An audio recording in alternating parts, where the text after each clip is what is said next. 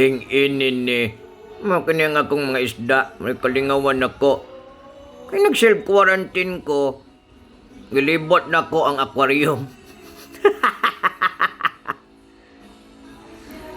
Mga kanyang akong mga isda nga pula. Kung na manok nga pula, ing inin na isda nga pula. Ing inin ni mo kanyang akong aquarium. Never in my wildest dream na makalaag kong aquarium. Because I never thought na pwede pala maglaglaag sa loob ng bahay. Ing inin ni, if gusto nyo mag-self-quarantine, kalingawan yung tanaw ng isda sa aquarium. Hawa na ko nilang duwaan ni sila, oh. O isda na ko dire. Ano sila? Ano doon ako'y buriring o na ako'y bugaong ngayon na. Apag ko'y nung black molly.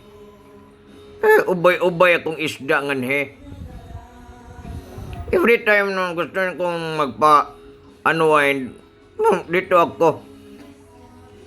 Magbali ako ng wine. Tapos maglingkod-lingkod ko ngan he. Ano na mag-unwind. Hinginin ni mga isda. Kumusta yung langoy-langoy ngan he. Nga nasa aquarium. Ubay ba ng isda na ko ngan he, oh. Gilagaan ni Maripig Rinaldo. Ing-inin ni, kumusta nga mga na? I just wanted to tell everyone, marami kayong magawa sa loob ng bahay. Aside sa magtuplok-tuplok kayo ng cellphone, I suggest everyone, maglibot kayo sa bahay nyo. Baka meron kayong hindi pa napuntahan. Picture-picture kayo. May COVID-19 ngayon. And I'm telling everyone, maganda talaga nung stay at home tayo. Tingnan nyo dito, oh. Palingawan lang kung tanaw aquarium. Ing-inin ni. I just want to tell everyone, hindi na kayo magpunta kahit saan. Dito lang kayo sa loob ng bahay niyo. Malingaw na kamo. Mga isda ga. Gasigang mata sa isda, oh.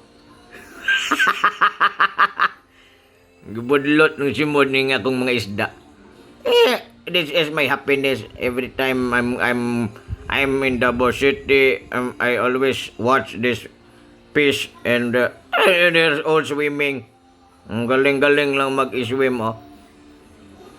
Okay kayo.